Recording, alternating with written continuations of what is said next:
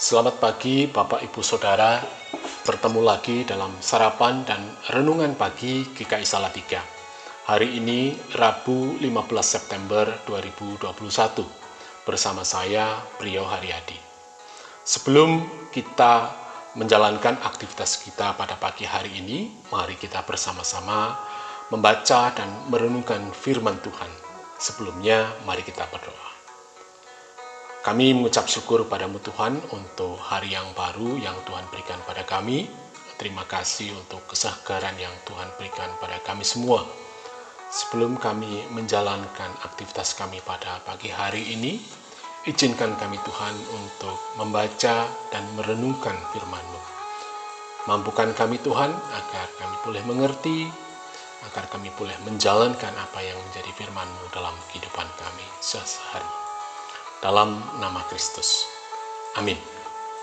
Bapak, Ibu, Saudara, firman Tuhan pada pagi hari ini saya ambilkan dari Matius 5 ayat 38 dan 39 dan juga Roma 12 ayat yang ke-19. Matius 5 ayat 38 sampai dengan 39. Kamu telah mendengar firman, mata ganti mata dan gigi ganti gigi. Tetapi aku berkata kepadamu, janganlah kamu melawan orang yang berbuat jahat kepadamu, melainkan siapapun yang menampar pipi kananmu, berilah juga kepadanya pipi kirimu. Saya lanjutkan dengan Roma 12 ayat yang ke-19. Saudara-saudaraku yang kekasih, janganlah kamu sendiri menuntut pembalasan, tetapi berilah tempat kepada murka Allah, sebab ada tertulis, pembalasan itu adalah hakku, akulah yang menuntut pembalasan. Bapak, Ibu, Saudara, renungan kita pada pagi hari ini saya berikan judul Pembalasan adalah Hak Allah. Ricky adalah seorang anak yang masih duduk di sekolah menengah. Ayahnya adalah seorang pejabat yang sangat disegani di lingkungan mereka tinggal. Ayah Ricky juga dipercaya menjadi ketua komite sekolah, organisasi orang tua di sekolah yang bisa menjembatani komunikasi antara orang tua murid dengan sekolah. Suatu hari, saat pulang sekolah, Ricky mengadu dan mengeluh kepada orang tuanya bahwa dia di sekolah telah dirundung atau dibuli oleh murid lain di sekolah itu yang memang terkenal sangat nakal. Ronald namanya. Ronald adalah kakak kelas dan berperawakan tinggi besar, sehingga Ricky pun berpikir dua kali untuk membahas hal yang sama pada Ronald. Lalu si ayah menanyakan kepada Ricky, kamu ingin ayah melakukan apa? Ayah kan ketua komite sekolah. Ayah mengerti apa yang perlu disampaikan kepada kepala sekolah.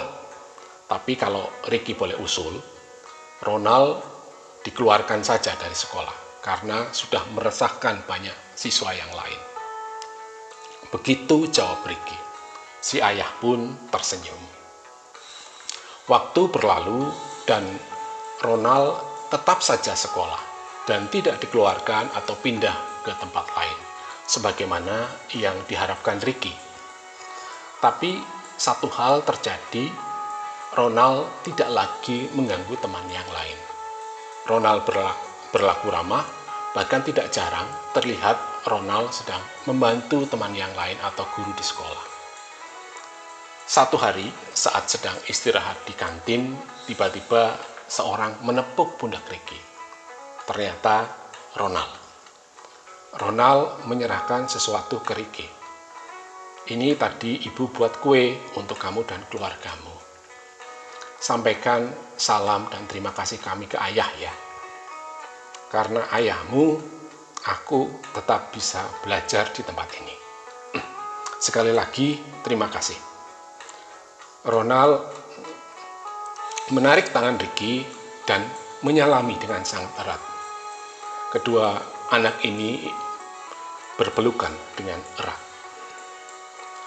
Cerita tersebut merefleksikan apa yang sering kita hadapi sebagai umat percaya. Tidak jarang kita merasakan sakit hati, luka, kecewa terhadap orang lain, karena telah menyakiti hati maupun fisik kita. Firman Tuhan dalam Matius 5 ayat 39 mengingatkan kita untuk tidak membalas hal yang sama apabila kita telah disakiti. Di sisi lain, firman Tuhan di dalam Roma 12 ayat yang 19 selalu mengingatkan kita bahwa pembalasan memang bukan hak kita, tetapi hak Allah. Namun demikian, saat kita membaca Roma 12 ayat yang ke-19, apa yang sering ada dalam benak kita? Tidak jarang kita berharap Allah membalas dengan sesuatu yang buruk terjadi pada orang tersebut, bahkan lebih buruk. Kalau bisa, mata ganti mata, gigi ganti gigi. Tetapi bukan kita yang membalas, biar saja Allah yang melakukannya. Kata orang Jawa, Gusti Allah mboten sare. Allah tidak tidur. Ya, memang tidak ada pembalasan dari kita sebagai orang percaya. Tetapi Allah lah yang melakukannya. Namun, seringkali yang diharapkan adalah Allah membalaskan dengan menimpakan hal yang buruk. Allah memberikan karma kepada mereka yang telah melukai kita. Hati kita seringkali menutup ruang bagi Allah untuk membalaskan dengan caranya. Hal ini tidak lebih dengan pepatah Jawa yang mengatakan nabok nyilih tangan. Kita meminjam tangan Allah untuk membalaskan sakit hati, luka, kekecewaan terhadap orang lain. Senang bila hal buruk terjadi pada orang itu, tetapi menjadi kecewa apabila hal baik terjadi pada orang tersebut. Seakan-akan tidak ada pembalasan sama sekali yang diberikan Allah kepada orang itu. Daud dalam dalam Mazmur 103 ayat yang ke-10 mengatakan, tidak dilakukannya kepada kita setimpal dengan dosa kita, dan tidak dibalasnya kepada kita setimpal dengan kesalahan kita. Daud merasakan hal tersebut. Kita pun seringkali mengalami hal yang sama. Berulang kali kita menyakiti hati Allah dengan ketidaksetiaan kita, pikiran maupun perilaku yang buruk. Tetapi yang dibalaskan tidak setimpal dengan kesalahan kita. Justru pernyataan kasih Allah yang luar biasa. Allah seringkali menimpakan sesuatu yang tidak setimpal dengan kesalahan ataupun pelanggaran kita. Tetapi mengapa kita menyerahkan pembalasan kepada Allah? Kita tidak rela Allah melakukan hal yang sama kepada orang lain.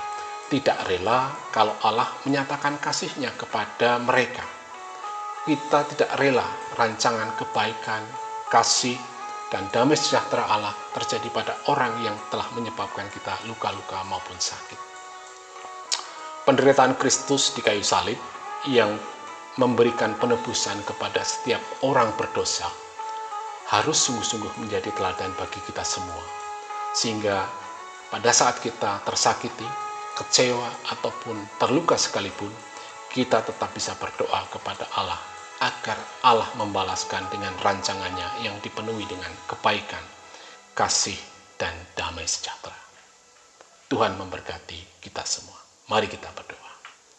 Tuhan, dalam kelemahan dan ketidakberdayaan kami, ajar kami untuk tetap mengasihi dan memohonkan rancangan-Mu yang sungguh-sungguh dipenuhi dengan kebaikan, kasih, dan damai sejahtera. Pimpin kami Tuhan dalam aktivitas kami sepanjang hari ini. Dalam nama Kristus. Amin. Terima kasih. Tuhan memberkati kita semua.